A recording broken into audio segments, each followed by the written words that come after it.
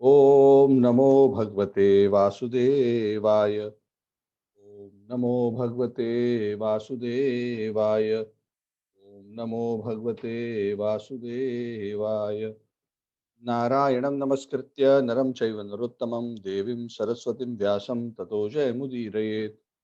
नष्टप्रायेषु भद्रेषु नित्यं भागवत सेवया भगवती उत्तमश्लोके भक्तिर्भवति नैष्ठिकी। कृष्णाय वासुदेवाय देवकीनन्दनाय च नन्दगोपकुमाराय गोविन्दाय नमो नमः। ॐ ज्ञानतिमिरान्धस्य ज्ञानाञ्जनशलाकया चक्षुरुन्मिलितं येन तस्मै श्रीगुरवे नमः।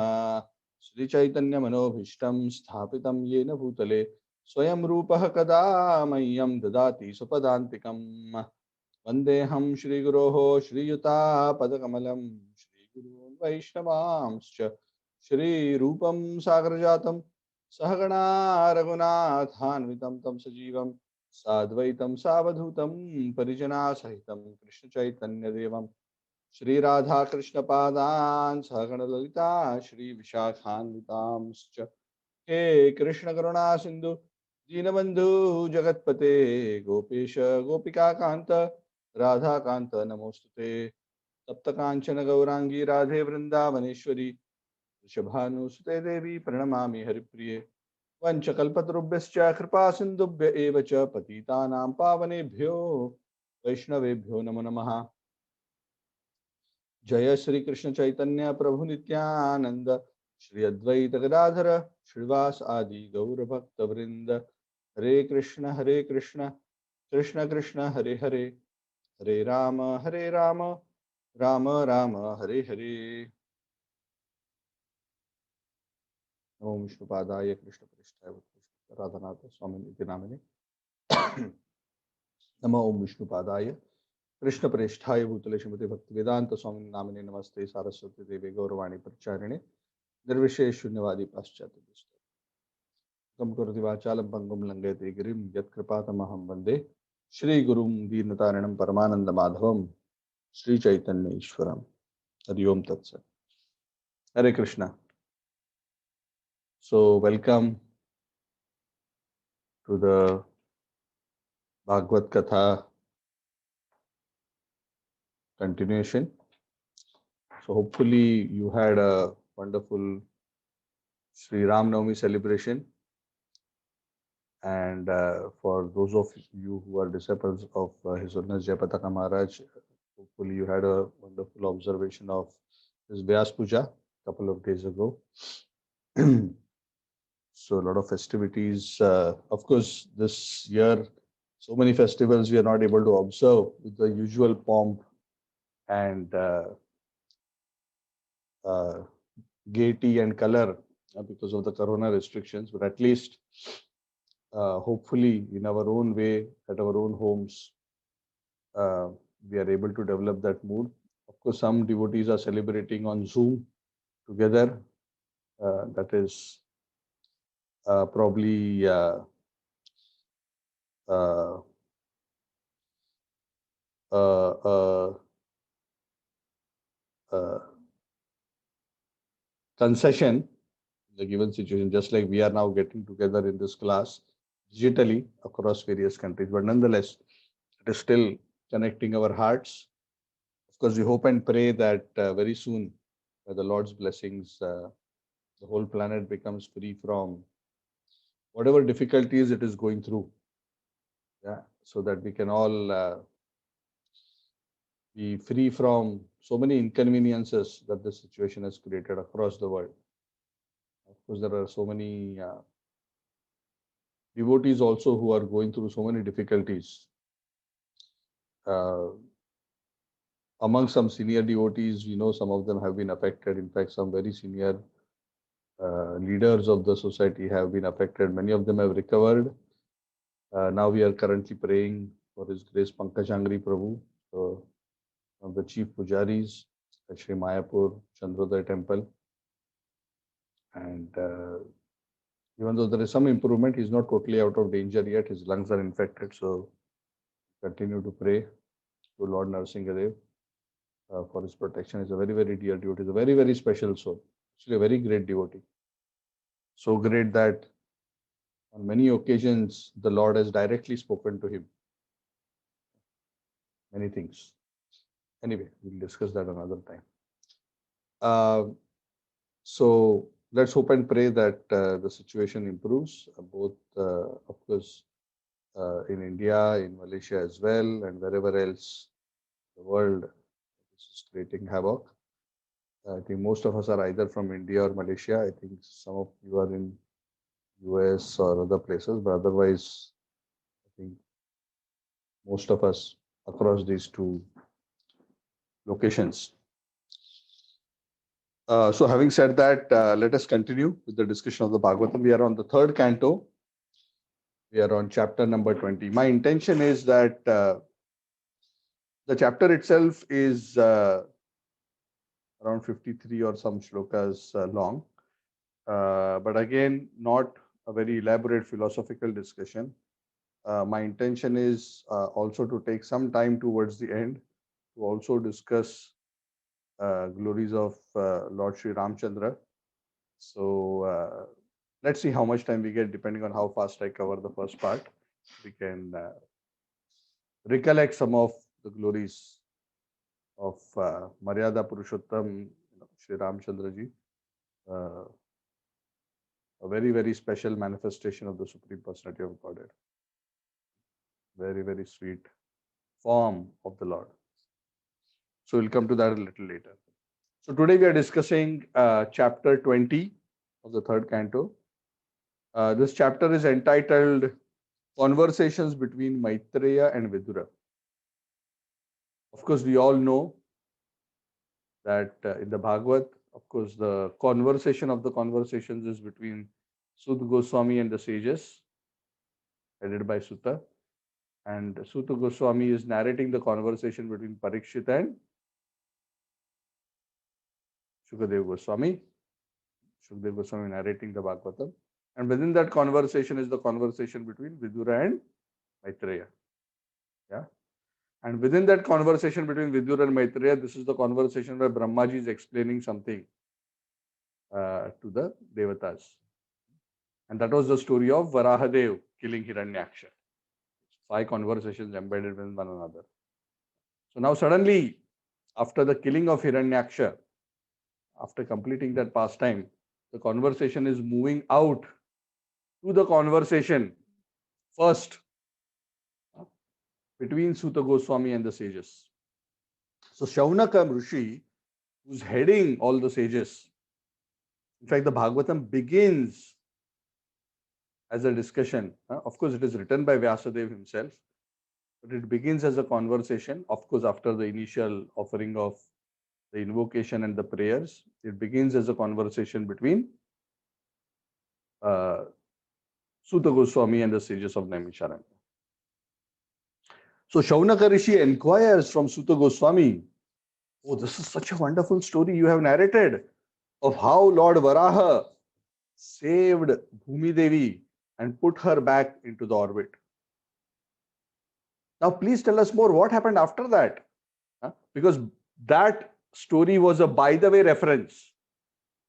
Because you were originally narrating of how the universe was created, how the various Brahmaji created the various, of course, the Lord created the primary creation, then Brahmaji created the secondary creation. You were talking about populating the universe. You're talking about different planetary systems, and suddenly we got this interesting piece of information that the Earth was destabilized from the orbit, and then we took a detour. We went into the story of Hiranyaksha and Lord Varahadev's fighting. But now let's come back to the topic.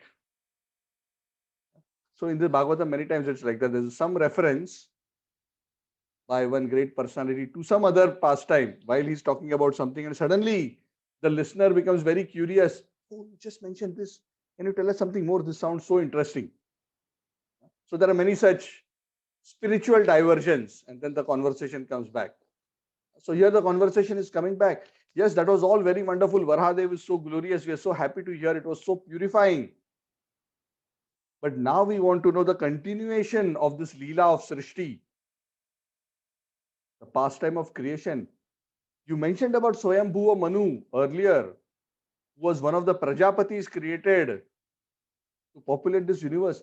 Please tell us, what did he do? What did he do to properly educate people in general about the path of dharma, about the path of liberation for all the generations to come? Because that is the role of the Manvantara. Swayambhu Manu is the head of that Manvantara. He's the first Manu in the Manvantara. So please tell us.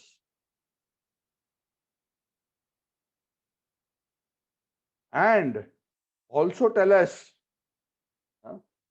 you were mentioning about Vidura, such a great devotee. This Vidura's conversation with Maitreya is so wonderful. And this Vidura is such an extraordinary person. He's such a great devotee of Lord Krishna. He's born from the body of Vyasa. He's almost as good as Vyas. And he was such a great devotee of the Lord. He was always cautious of not associating with non-devotees and envious personalities like Dhritarashtra and the sons of Dhritarashtra, because they were so envious of Krishna. In fact, Duryodhana and his brothers at one time tried to capture Krishna. So Vidura never appreciated them. In fact, he would always try to address and advise Dhritarashtra and Duryodhana, but they would never listen. But this Vidura was such a great devotee. He was not only attached to the Lord. Now, this is a very interesting point. The characteristic of Vidura is he was not just attached to the Lord, but he was also attached to the Lord's devotees. This is a wonderful characteristic of those who are great souls, especially the bhaktas. The bhaktas are not just attached to Krishna, they are also attached to the devotees of Krishna. Not attached in a material way, but attached to the association, attached to serving the great devotees. The scriptures say, in fact, Lord Shiva tells Parvati, you may recollect, I have mentioned this a couple of times.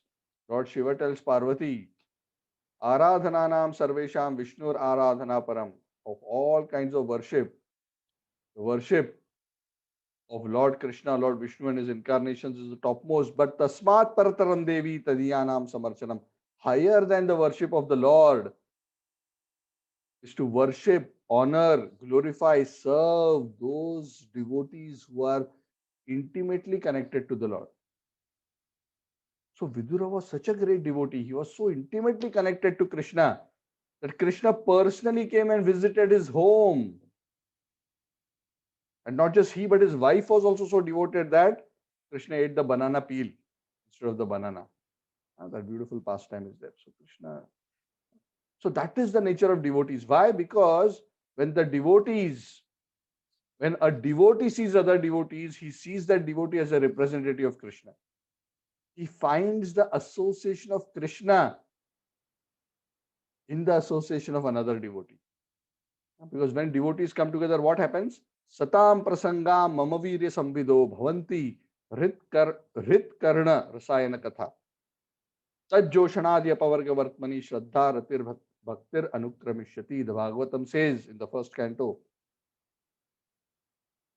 that when in the association of devotees, Satam prasanga mama virya samvido. Krishna is saying, the Lord himself is saying, mama virya samvido. When my glories, activities, pastimes are discussed, bhavanti hrit karna, the heart and the ears are fully satisfied.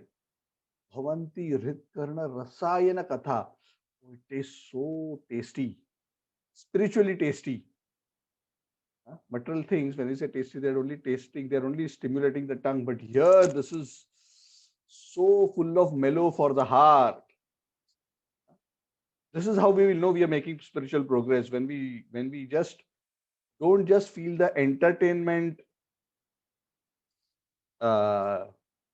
aspect of hearing pastime, but that pastime just pleases our heart and deeply satisfies it and makes us feel so sheltered, protected, and free from all miseries. Bhavanti hrit karna rasayana katha tad joshanadhya pavargavartmani. And those who continue to discuss Harikatha in the association of devotees, gradually, Shraddha, first they become steady in their faith in Krishna consciousness.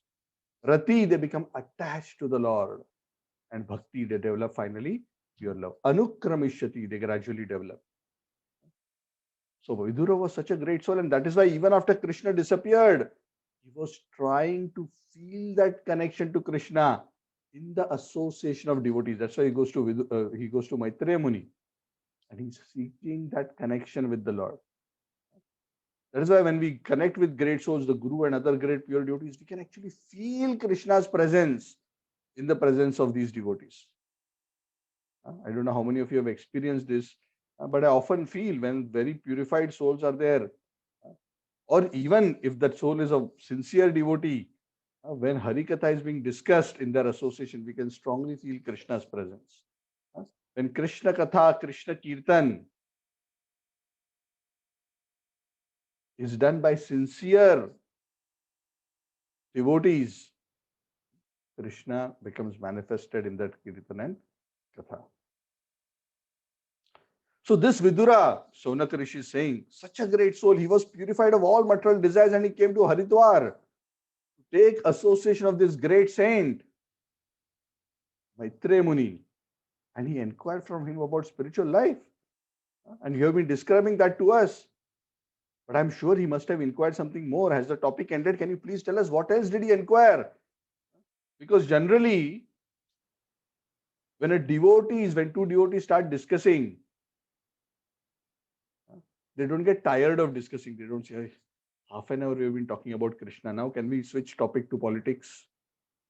Can we talk about now stock market? Enough. Krishna, half an hour is enough. Sadhana is done. Now let us switch to another channel. See, material topics are after some time they become hackneyed. They fail to give taste. But when two great souls, two pure souls, they get together, so much beautiful discussions of the narrations of the spotless pastimes of the Supreme Lord happen. And that kind of katha in the association of that devotee is like a Ganga flowing. That Ganga, it's like a river current of pure spiritual potency. Just like when one goes into the Ganga, one gets purified by taking a bath. Similarly, when one enters into the Ganga of Hari Katha in the association of devotees, one gets purified. It can free one from all sinful reaction and give one devotion to Krishna. It's a very beautiful comparison. So, here, hearing Hari Katha is compared to bathing in the Ganges. So, what we are all doing now together, we are actually taking a dip in Ganga. So even if you have not been to Kumbh Mela, no need to worry. There is COVID situation, no need to go all the way. Simply by participating in Harikatha, and that too over Zoom also is okay, no problem.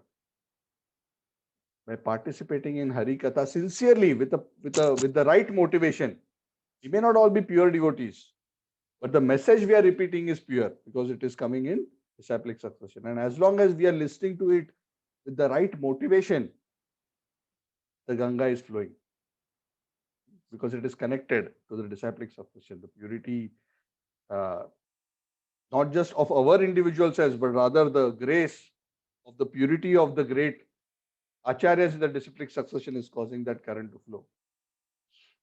There's a very beautiful glorification of the Bhagavad Gita. That glorification by Shankaracharya ji. He says, Maline mochane pumsam jalasnanam dine dine. Sakrit Gita Amrita Snanam Samsara Malanashanam. Something similar, but he says that hearing Gita Bhagavad in the association of devotees is even more powerful than bathing in the Ganga. He actually takes it a step higher. Maline mochane pumsam jalasnanam dine dine. If you go and dip in the Ganga, there'll be purification, but so many times you have to take bath to have a significant purification. But once if you bathe in the river of the wisdom of the Gita or the Bhagavad, Sakrid, Gita Amrita Snanam, and the Bhagavad is actually one step higher. He's talking about Gita, but Bhagavad is even higher. Sakrid means even once. Gita Amrita Snanam. if you take a dip, a snan, a bath in the immortal nectar of this Harikatha, samsara malanashanam, the dirt of samsara which is sticking to us can be fully removed. So beautiful, isn't it? So you see how this idea is so consistent across scriptures. Why I'm mentioning this is mentioned here in the Bhagavad, this is mentioned by great souls, is mentioned in the Gita. Towards the end of the Bhagavad Gita, Krishna himself mentions this, that he who even listens to this conversation once is purified of all sins. With faith, they hear even once. If they follow, they go even higher. But even if they hear once, still so much advancement is there. So Sud Goswami continues. He says, Shaunaka Rishi, after having asked this question, Suta Goswami responds, oh, wonderful, sadhu. All good fortune to you. Before he speaks, Shaunaka Rishi says, please narrate more the activities of the Lord, because we are not feeling fully satisfied by this brief narration. They're already on third canto, but they're saying, you have only narrated little bit. Please narrate more. Actually, this is the wonderful quality of Harikatha. I don't know how many of you realize.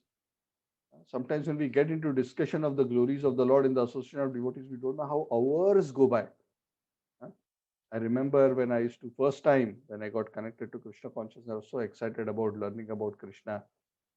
I would go to the temple, meet with devotees. I was very young, maybe 17 or 18 at that time. I would go and I would sit down with the sadhus and ask them questions. I would sit and go on. Because my questions were not on the level of this kind of conversations. But whatever I was trying to understand with respect to Krishna and his devotees and the process of spiritual perfection, and hours would pass by, 3, 4, 5 hours. But the heart doesn't get quenched. Quenched in the sense, there is so much satisfaction, but you still feel, oh, more, until you have to go now. It is already so late. But that is the beauty of Krishna Katha, that one never feels, oh, enough. It is enough. I don't need any more. So he says, please go on. And you will see this also term again and again and again coming in the Bhagavatam. And this is another quality of those who are sincere devotees, that they never become satisfied. Now, when the word is used, is never become satisfied. Actually, satisfied is the wrong word. Never become satiated. Satiated means enough. I am done. So that never happens. They are enjoying, but they don't feel it's enough. I have now drunk enough the nectar of Krishna Katha. Just like when the gopis would see Krishna, they would feel like there is a tsunami of beauty and a tsunami of bliss that would be pouring on them. They would look at Krishna's beauty without blinking their eyes. Because Krishna's beauty is unlimited. And even if you look at him, no matter how much you try to absorb, Krishna's beauty is so unlimited, one cannot take it all in. Even if one continues to look at him for infinity,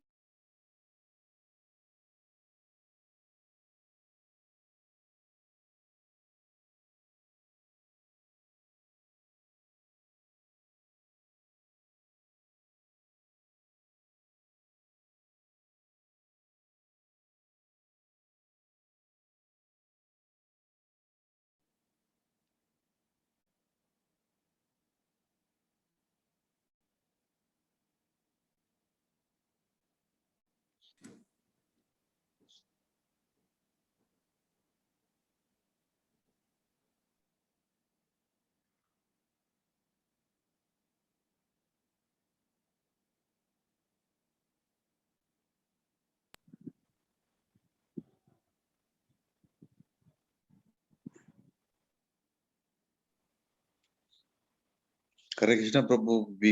I can't hear you. I think the connection is out, I think. Yeah, maybe connection lost from the Prabhu's side.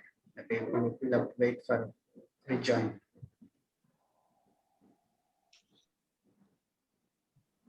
Correct.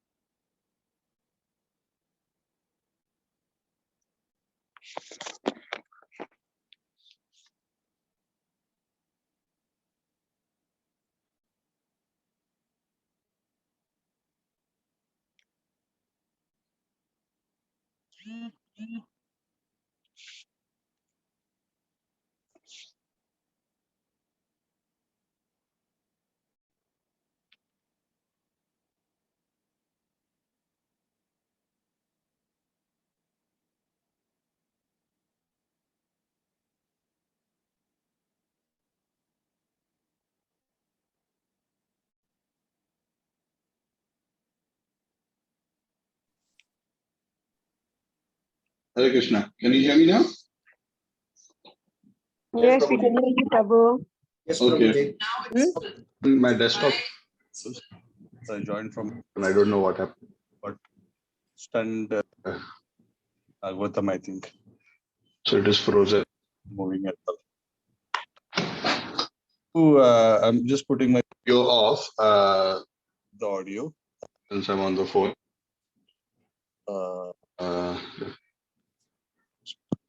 Stand. That. Yeah. So I think I'll just put the video off for. Yeah. Okay. Upload. On being asked like this, Suta Goswami,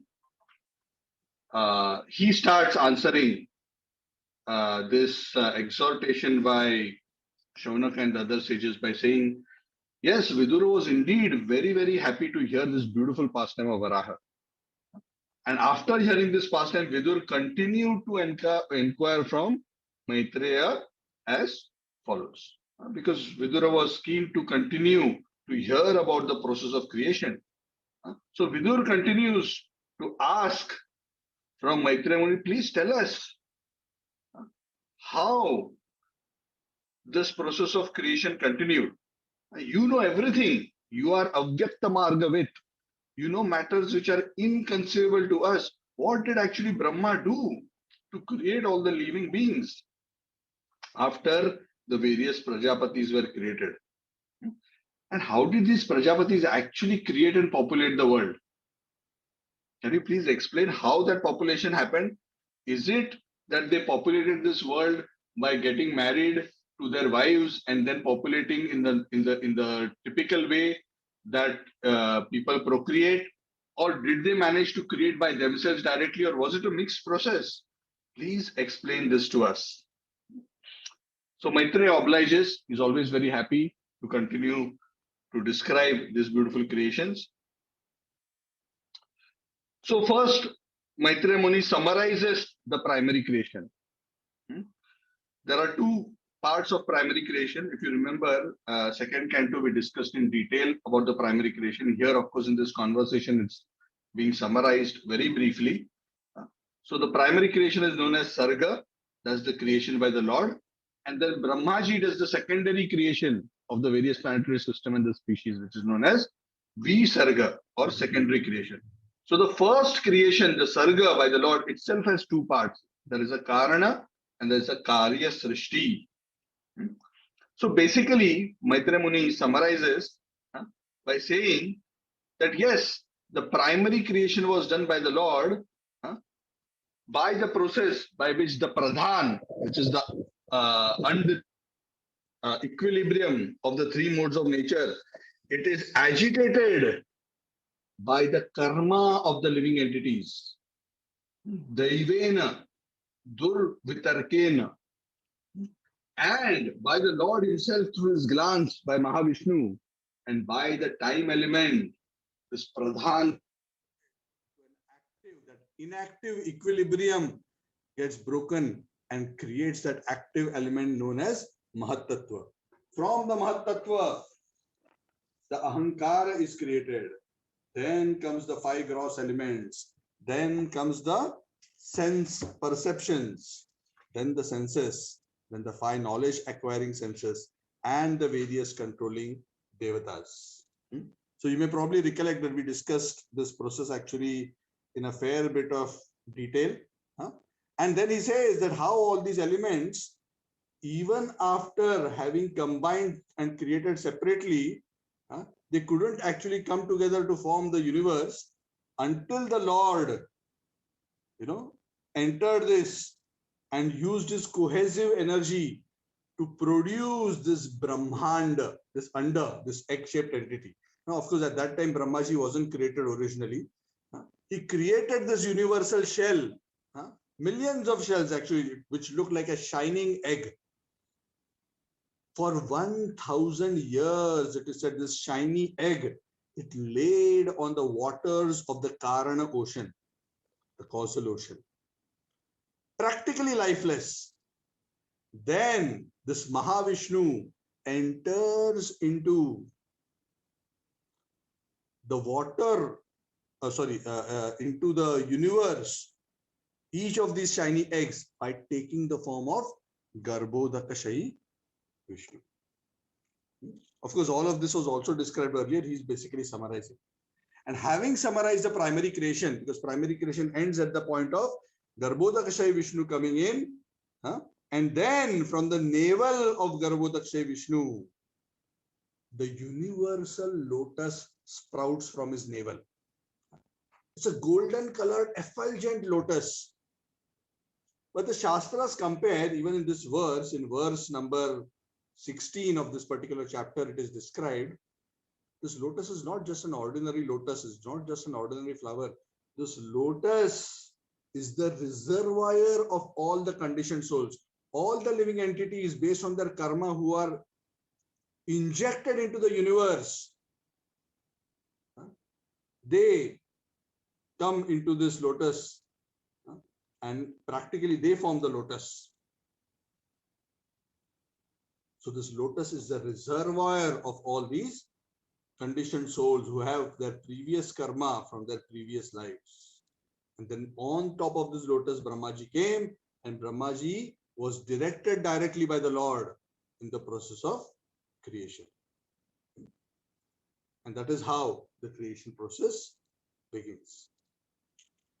So this part until verse 17 is actually more or less the summarization of whatever was discussed earlier. Then Brahmaji, as described by Maitreya Muni, Brahmaji continued the process of creation, especially in terms of creating the various species of life.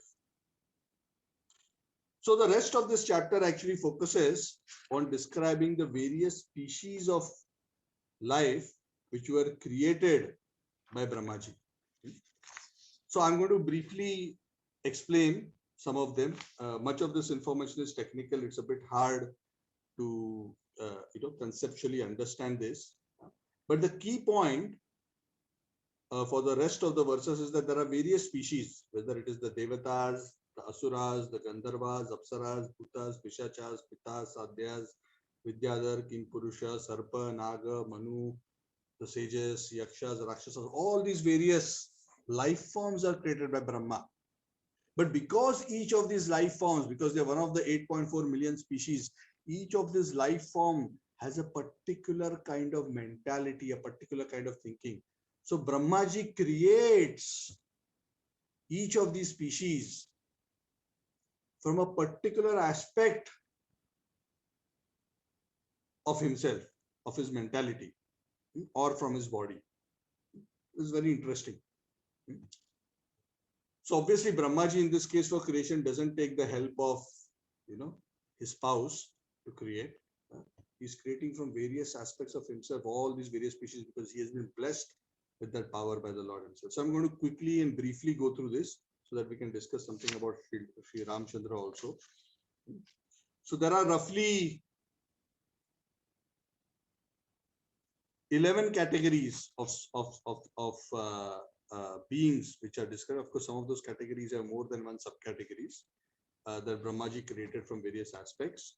So first thing, it is said that Brahma, as a part of the creation, from his shadow, he created 5 kinds of ignorance. What is the meaning of ignorance or avidya? Ignorance essentially means forgetfulness of one's real spiritual position. This is important to create. Why?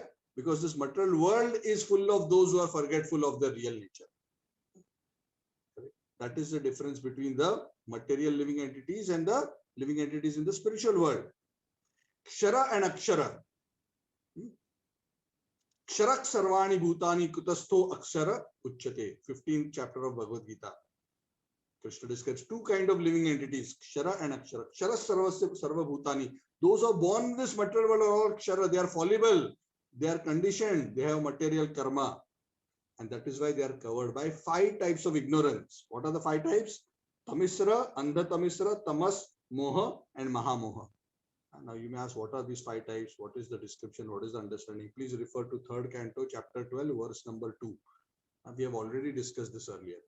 So all that information is given. So these 5 types of ignorance. Of course, these 5 types of ignorance are needed only in the material world. The spiritual world doesn't have avidya. There is only vidya. So when he created this, Brahmaji, it is said he got so disgusted by creating this. This creation of ignorance is like a necessary evil. He felt disgusted on creating it. And then out of disgust, Brahmaji gave up the body which was created, which was influenced by these 5 types of ignorance. And from that giving up of the body, now this body doesn't mean he died. This giving up of the body here means giving up of that mentality. Because this is the subtle realm. Brahmaji gave up that mentality of ignorance. He rejected it. He renounced it. And the Bhagavatam explains that that mentality turned into what is known as night, from which hunger and thirst are produced, and the yakshas and rakshasas who were created, they accepted that feature, that quality, that substance. So that's why yakshas and rakshasas are primarily of this quality of ignorance. Then these yakshas and rakshasas, they were so hungry and thirsty, they were pained by hunger and thirst, because that was the quality that came out from that body that Brahmaji had rejected. That they started chasing Brahmaji because they were so hungry that they wanted to eat Brahma. And Brahmaji became scared and he started running away. And Brahmaji was requesting them, no, you should not attack me. I am your father. Like that it is described. Then Brahmaji created from his effulgence, he created the devatas. So all these devatas are situated in sattva guna, in goodness. And from this aspect, from the shiny nature, came the devatas and came the element of day. That's why the day is considered also auspicious and more of the quality of goodness as compared to the night, which is predominantly the mode of ignorance. Then Brahmaji created the asuras, the demons. Please note, the devatas and the demons are exactly opposite kind of species. Vishnu bhakta smrta daiva asura tad viparyayaha. The Puranas say that, I think this is from Vishnu Purana if I'm not wrong, that those who are devotees of Vishnu are the devatas. Those who accept the supremacy of the Lord, those who are devoted to him and surrendered to trying to serve him are the devatas. And who are the asuras? Asuras are exactly opposite of the devatas, which means rather than looking for the service of the Lord, they're only interested in serving their own senses. So these asuras who were created, it is said they were created from the buttocks of Brahmaji. And the interesting thing mentioned is when these asuras were created, they were so, because the nature of the asura is enjoyment. And they were so desirous. And what is the strongest form of material enjoyment? The strongest form of material enjoyment is lust, attraction to the opposite sex. So when these asuras were created, they had such a strong urge to enjoy a bodily relationship. And they were looking around, nobody else was created. There was no lady, nothing. So what did they do? The only person they saw was Brahmaji. So they all started going towards Brahmaji. And Brahmaji became suddenly scared. Oh, what are they doing? Why are they coming near me? Initially, Brahmaji started laughing. What's wrong with them? Why are they approaching me like this? With a perverted mind. But they still continued to approach him. After one point, Brahmaji became actually quite concerned. What is it that these people are up to? They are going to attack me. So Brahmaji quickly took shelter of the Lord. That please, protect me from these sinful demons. I created them because you ordered me to create. They are one of the based on a particular kind of mentality. So I have created them based on your order. So please protect me. So the Lord, who always protects his devotees, he guided Brahmaji by saying, oh, Brahmaji, you just cast off this impure body of yours. This impure mentality of this material attraction.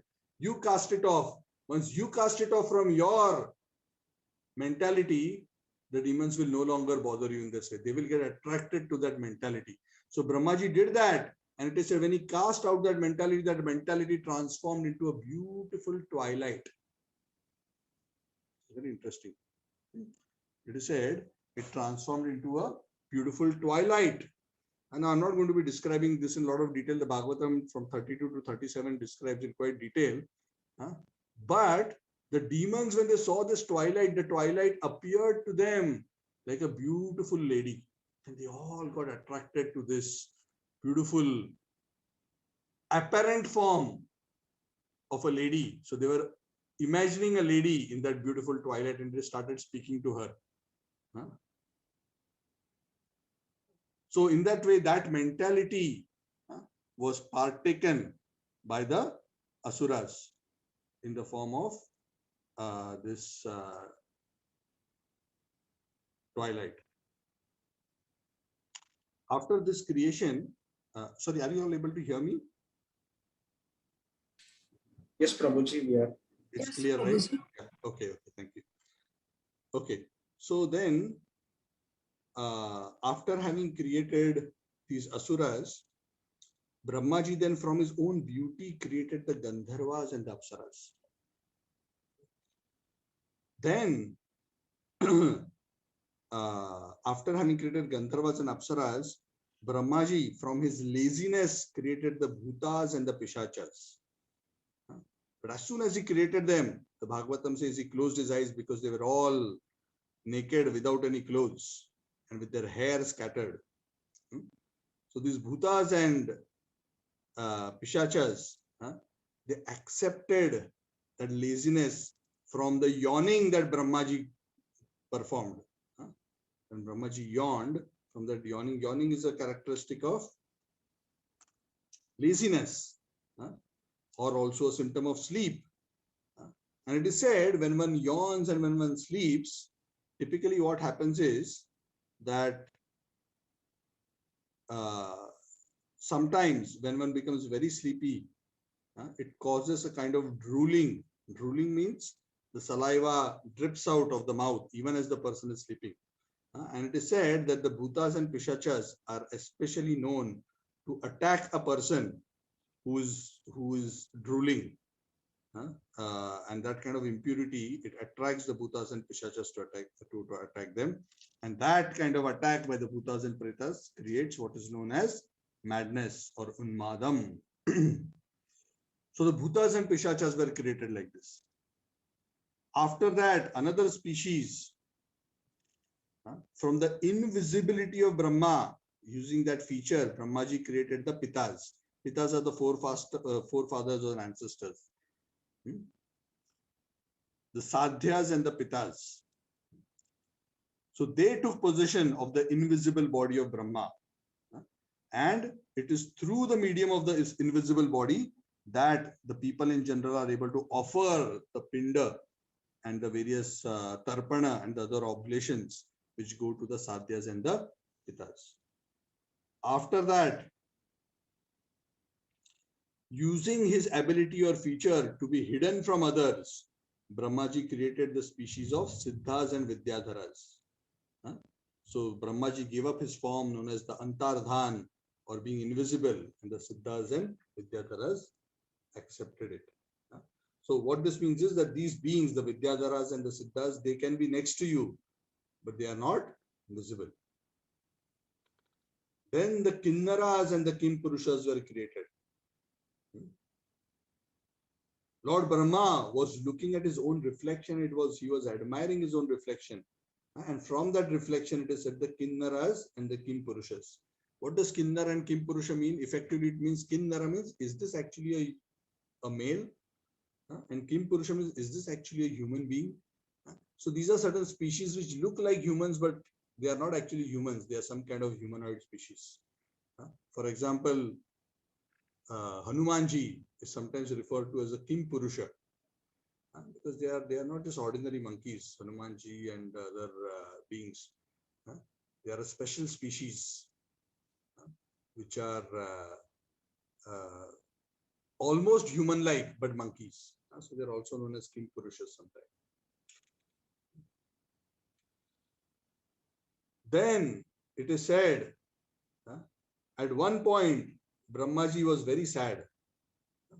He was not satisfied because his project of creating and populating this universe was going slower than the original project plan. So he became actually very sullen and sad. So he was lying down at one particular place and he was in a very sullen mood. And when that sad mentality he gave up, it is said from that sad mentality, from that body and the hair of that body, the snakes and serpents and the nagas were created. Nagas are various single and multi-hooded snakes, like the cobras, and the others are just regular snakes and serpents. After that, Brahmaji created Manu and other species. To Manu, Brahmaji gave a very human-like form, like himself. When Manu was created, all the other beings which were created earlier, the Devatas, the Gandharvas, the Vidyadharas, the Siddhas, all of them became very happy and they started applauding. Why they started applauding? Because now, once that Manu is created, the most important species will come, which is the species of the human beings. The human beings are important because the human form of life is the main form of life for spiritual advancement. And also, it is in the human form of life that the various Vedic ritualistic ceremonies are performed. And these ritualistic ceremonies, which of course Manu will educate the humankind in, that through these ritualistic ceremonies, all the devatas will also receive their nourishment. If you remember the 3rd chapter of the Bhagavad Gita, Krishna explains the yajna process, paraspara bhavayantam. how the living entities perform yajna, and through the yajna, the devatas are nourished. And when the devatas are nourished, the devatas ensure that all the various necessities of humankind are properly provided through the agency of material nature. So all the devatas and the other divine beings are very happy when Manu was created. And finally, Brahmaji creates the various sages. And when he created these various sages, to each of these sages, he gave various aspects of his body which were characterized by divine qualities. Qualities such as deep meditation, mental concentration, supernatural power, tapa, austerity, adoration, renunciation, all these qualities were endowed. Samadhi, yoga, riddhi, tapa, vidya, virakti. So all these powerful spiritual aspects, from those aspects of his body, all these great sages were created. So to summarize, Brahmaji created first the Yakshas and the Rakshasas. Then he created the Devatas. Then he created the Asuras, the demons. Then the Gandharvas and the Apsaras. The Bhutas, Pishachas. Then the Pitas and the Sadhyas. The Siddhas and the Vidyadharas. The Kim Purusha and the Kinnara. Then the Ahi and the Naga. Ahi means serpent. Then Manu, and then the great sages. So this is how Brahmaji created the various species of life to populate the universe. Okay, so that actually brings us to the end of this particular chapter, verse 53. So that is summarily the various species that Brahmaji created to populate the universe as part of the Visarga process, the secondary creation. And all these species, as I explained, are created from different aspects of the body of Lord Brahma. Okay, so having discussed this, it's already quite some time. I think it is more time than what I expected it to take, because I diverted into some other topics. But quickly want to speak a few words in glory of Lord Sri Ramchandra Bhagwan. So we had this beautiful celebration of Sri Ram Navami few days ago. So Ram Navami is, of course, the beautiful appearance day of Lord Sri Ramchandra in the Treta Yuga, long ago. Many, of course, some people put different kinds of dates, but the Treta Yuga, actually it is said Lord Ram didn't even appear in this Treta. Some acharyas say that he appeared in the previous Treta Yuga. So apparently quite some long time ago, but doesn't matter. We don't need an exact date. But Lord Ramchandra was personally on this planet and performed many beautiful pastimes. So Ramchandra, everything about him is beautiful. Amongst the various forms of the Supreme Personality of Godhead, especially these two forms, Rama and Krishna, are especially very attractive. Both are practically full manifestations of the Lord's potency. Lord Ram, even though he's the Supreme Personality of Godhead, one of the differences between Rama and Krishna is that Krishna is known as Purna Purushottam Bhagwan, the complete original personality of Godhead. And Lord Ram is known as Maryada Purushottama. Maryada Purushottama means that Purushottam who follows Maryada, who follows a particular kind of strict following of moral behavior. Why? To set the example of perfect dharmic behavior for all living entities. Krishna, one should not copy his behavior. One should follow Krishna's instructions. But Lord Ram doesn't give so much of instruction by giving lecture, but Ram is the ideal example to follow. Lord Ram, one must do Anukaran, and for Krishna, one must do Anusaran. What is the difference between Anukaran and Anusaran? Anusaran means to follow the instructions, and Anukaran means to emulate the behavior. So Lord Ramchandra is that Lord who is setting the perfect example of the topmost behavior in all ways. In all ways. The perfect son, the perfect husband, the perfect brother, the perfect king, the perfect friend, also the perfect enemy. If you want the best quality of enemy, and then even then Ramchandra is the best enemy. We don't have time to discuss about that, but this itself is a very beautiful point. And that is why finally Lord Ramchandra actually delivered his enemy, who was Ravana.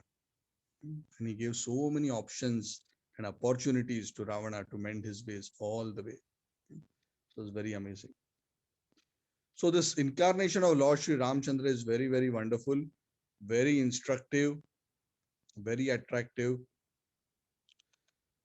Lord Ram actually, for India, Lord Ram is the very soul of India. Lord Ram is the very Atma of India. Without Ram, we wouldn't even have India the way it is today. And that's why actually probably there's so much strong connect with Lord Ramchandra in India. Anyway, and that is why Ram Nam is also chanted everywhere in such wonderful ways across the country. So this word Ram, just to mention a few things, we don't have much time, but just to mention a couple of points with respect to Rama. Now, the scriptures say, of course, the Lord being the original personality, obviously, there is no person to give him a name. So how does the Lord get various names? So the scriptures say, based on the Lord's divine qualities, the Lord has wonderful names. So what does this name Ram signify? Why is the Lord known as Rama? So it is explained in the scriptures, Ramante yogino nante satyananda chidatmani iti Rama padenasau parabrahma abhidiyate. Because the yogis, Ramante yogino anante satyananda chidatmani. Because the yogis who meditate on the Supreme Lord, they experience unlimited, anante, Ramante, unlimited spiritual pleasure. Raman means spiritual pleasure. Ramante yogino anante satyananda chidatmani. In that supreme truth, which is the very embodiment of Sat, Chit and Ananda. That is why the Supreme Brahman, Iti Rama Padena so Parabrahma Bidire. That is why the Supreme Absolute Truth, the Parabrahman, has been conferred upon with the name, with the pada or name as Ram. So in very simple words, Ram means the reservoir of pleasure. We are all looking for pleasure, isn't it? Nobody is looking for pain. Even those who are looking for pain are actually looking for pleasure within the pain. Correct? I'll give you an example. Even when some people go and watch, they want to watch a horror movie. So what is watching a horror movie? Some people may feel, oh, this is crazy. Why would I want to be fearful? I want to feel happy.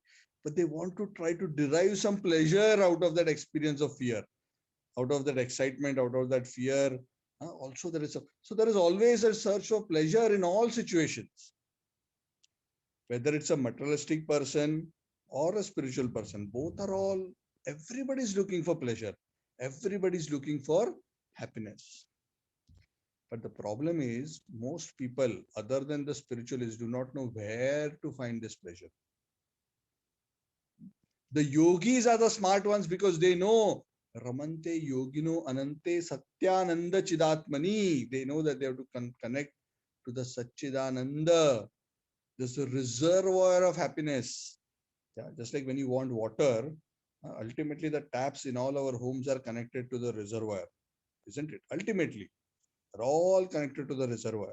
all our electric light bulbs and fans and all the electric appliances are ultimately connected to the power plant, because that is the reservoir which generates power. In the same way, the reservoir of all happiness is the Supreme Lord, and that is why the Lord is known as Rama. So by chanting the name of Rama and chanting the name of Krishna, one can access this transcendental bliss and this transcendental attractive nature of the Lord. Krishna means all attractive. Shad Aishwarya Sampurna. So Lord Ram performed beautiful pastimes in Treta Yuga.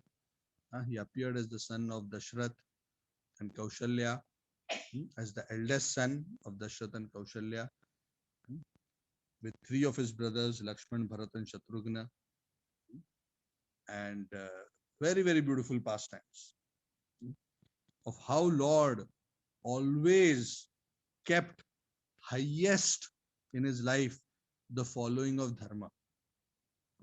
He never considered his personal interest higher than dharma, and that is why Lord Ram's behavior is ideal. Now, this is a very interesting concept because this idea itself is the very soul of India. I don't know how many of you realize this. The actual soul of India, of course, now a lot of degradation has happened, is actually this spirit of selflessness. There's a very beautiful statement in the Vedic scriptures where it is said, Dharmo rakshati rakshitaha, which means that people in this world are so busy trying to protect and provide for themselves in various ways that they actually perform adharma.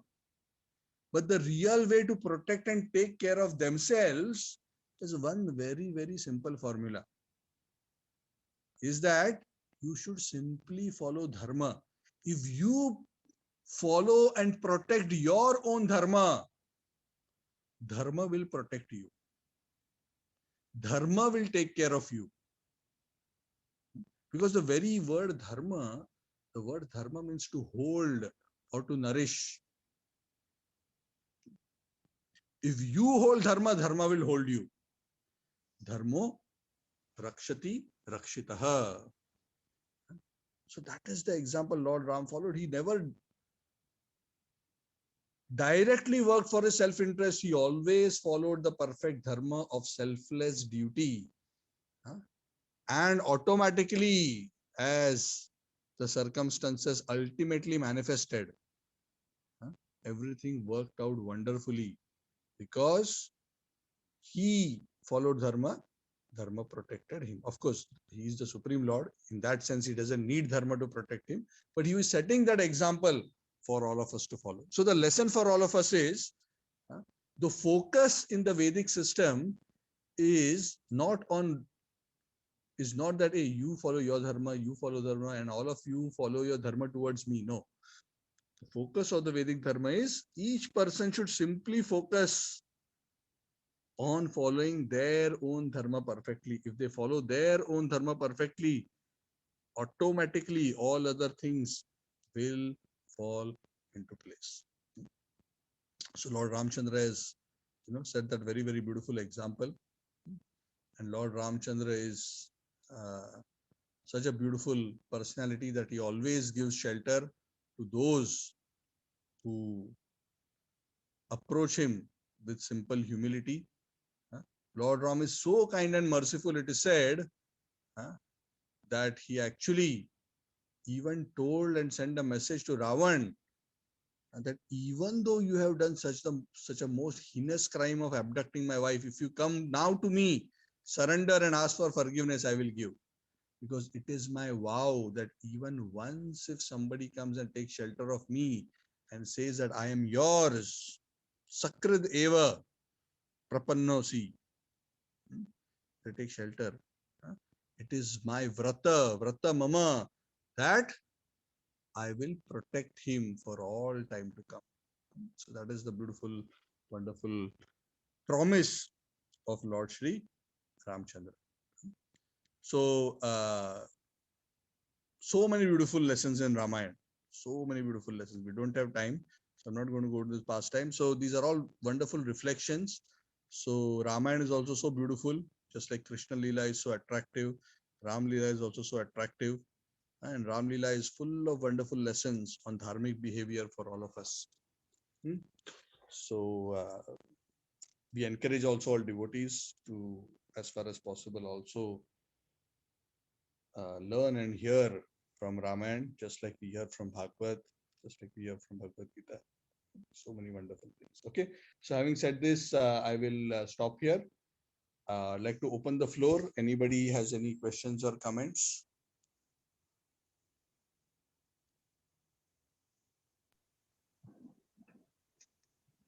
Hare Krishna, Prabhuji. Yes, Sridharji.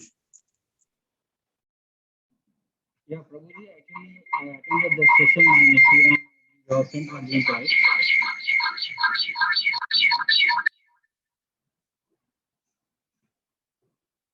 Yeah, Prabhuji, can you hear me?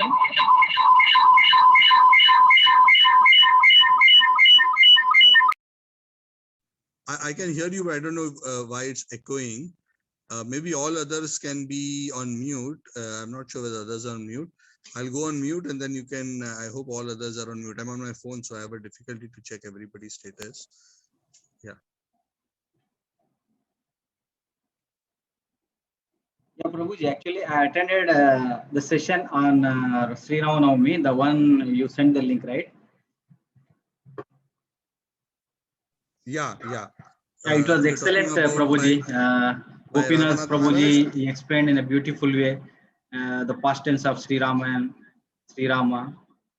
It was like wonderful experience. Thank you, Prabhuji. And it went almost 2.5 hours. It went until 12:30 p.m. Yeah, 12:30 late night here in Malaysia. Oh, okay, wonderful. Yes, in the morning, Gaurang Prabhu gave class, and in the evening, His Holiness Radhanath Maharaj gave class, I believe.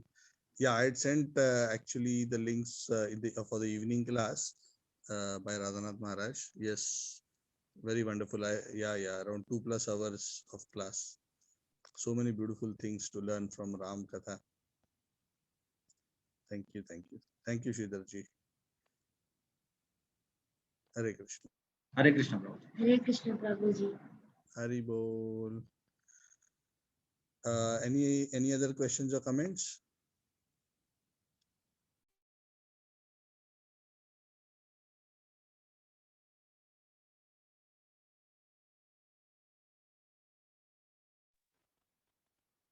Hare Krishna, Prabhu. Yes, Sudhir Sundar Prabhu. Go ahead. Prabhu, one of the difference between Krishna and what Rama is that Krishna comes with 64 qualities, whereas Lord Ram comes with 60. Am I right, Prabhu? Yeah. So, all other forms of the Lord other than Krishna, all Narayan incarnations and other incarnations have up to 60 qualities, because there are 4 qualities which are very, very specific to Krishna's form, which are his flute and his personal beauty, and his special relationship with his devotees.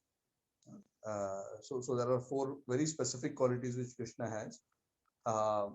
But otherwise, in terms of power, in terms of potency, actually, even in terms of beauty, the Acharyas describe that the Lord Ramchandra, of course, even though his features may be, not exactly like that of Krishna. In fact, Lord Ramchandra's features are described in the scriptures as greenish in complexion, like the Durva grass, whereas Krishna is described as blue or bluish Ghanasham, dark bluish, like the monsoon clouds.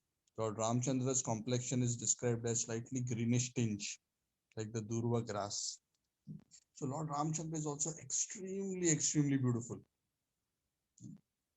It is said he manifests the Lord's opulence of beauty in full. See, there are some incarnations who manifest certain qualities of the Lord in full. They do not manifest all the opulences in full. But Ramchandra definitely manifests, practically all the opulences. Yeah, of course, Krishna's 4 qualities are not manifested, but even the beauty aspect it is said that it is fully manifested. So Ramchandra is actually extraordinarily, beautiful and attractive as well. But yes, it is correct. Yeah, only Krishna manifests all the 64 qualities. That is why Krishna is known as Purna Purushottam. Purna means fully complete. Yeah, so that's correct, Prabhu. Thank you for mentioning that.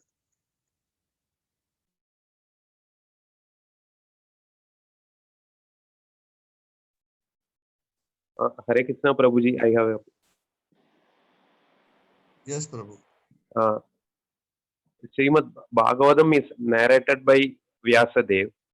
Why he is not stating his direct statement? Well, because we are reading it from Suta Goswami, Saunaka Muni's discussion, and Suta Goswami listened the information from Sukadeva Goswami. So Sukadeva actually learnt this knowledge from Vyasadev. So Vyasadev knows the complete thing. So why he didn't say it directly, and instead of saying directly, he is referring to Saunaka Muni, Suta Goswami, then Sukadeva Goswami. Like he is presenting in a different way. Is my query clear? Vyasdev, yeah, your query is clear. So Vyasdev is the author. So just like, Vyasdev, because Vyasdev sees everything in his meditation. Yeah. So he knows all these conversations which are happening. So he's the one who has actually written down the entire Bhagavad. Yeah. So within that Bhagavad that he has written down, he is narrating that this question about this Bhagavad was from Suta to Shaunaka, within which they narrated the conversation between Shukadeva Goswami and Maharaj Parikshit. And this Maharaj Parikshit learned this Bhagavad from his father Vyas. Correct? So Vyas is only mentioning all this. So Vyas is just like an author, right? Yeah, the author, when he writes the book, he doesn't say, the author said so and so. He's writing, okay, this person said to this person this, then this person said to this person this.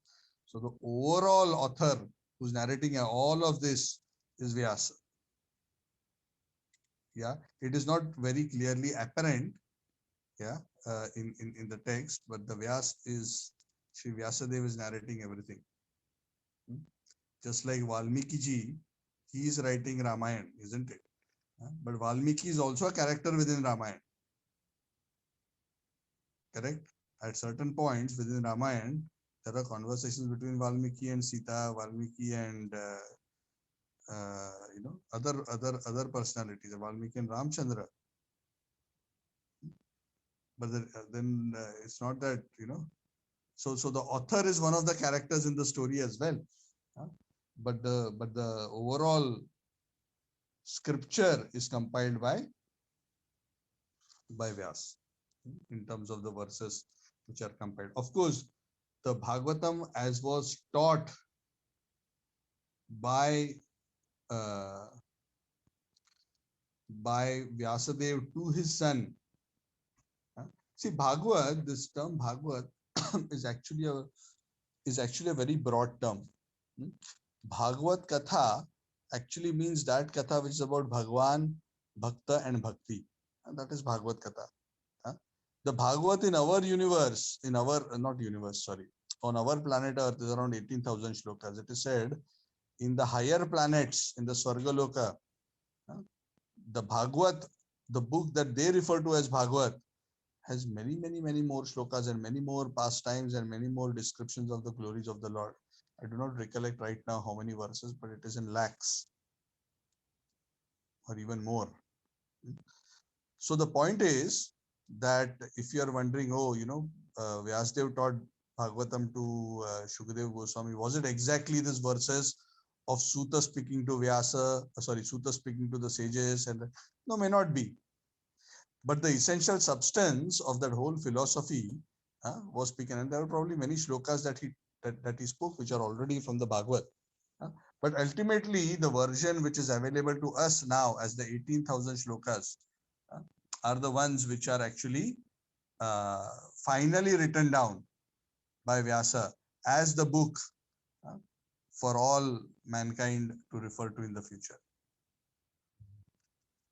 Does it make it a bit better to understand? Yes, Prabhuji. It is not like a Ramayana. Ramayana is a side document what we see in our office.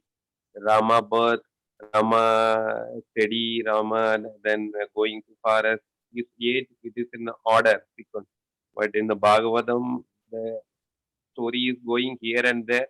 The same way Mahabharata also starting from somebody Bhishma, and we want to learn about Krishna, but it starts from Bhishma and going here and there. So it is The complete. Bhagavatam goes here and there. Of course, Ramayana and Mahabharata are relatively chronological, right?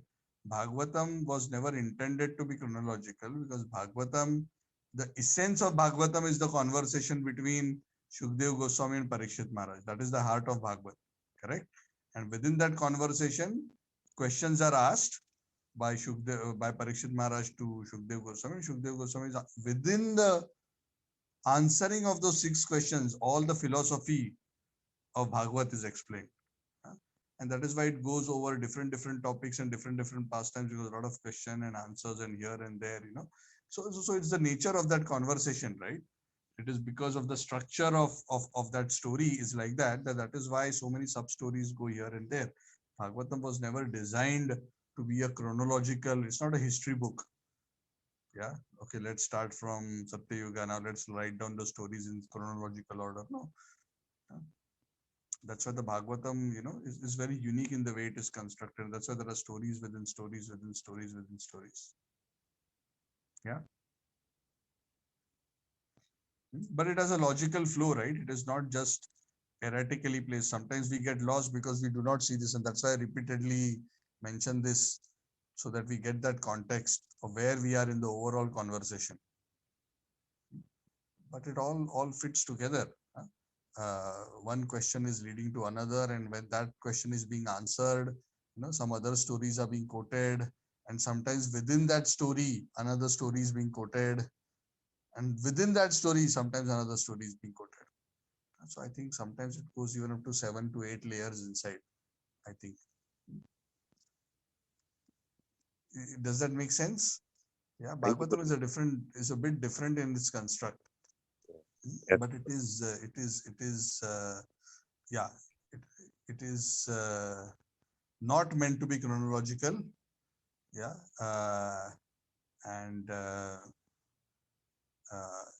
Essentially, we should see Bhagavatam as a question answer session between Parikshit Maharaj and Shukdev Goswami. Yeah? And amongst those questions were, tell me about the various incarnations, tell me about the kathas, tell me about the topmost duty of all living entities, what is the topmost duty of a person about to die.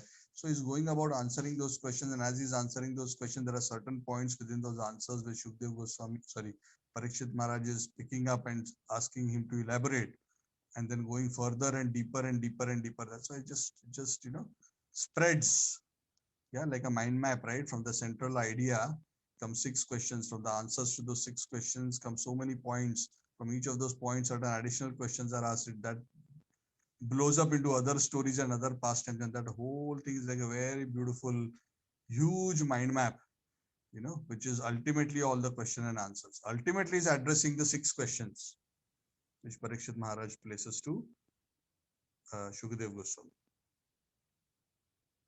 Okay, I hope that helps. Hare Krishna. Thank you, Prabhuji. Okay, anything else? Okay, so if there's nothing else, thank you. It's already 10:20. So thank you all very much. Sorry for the inconvenience. I don't know why my desktop froze. It is still frozen only. So I will have to check it out. Thank you all, and we will connect next Saturday, yeah, to continue with our discussion. Thank you very much. Grantara Srimad Bhagavatam ki Jai. Jai. Hare Hare Krishna. Hare Krishna, Prabhuji.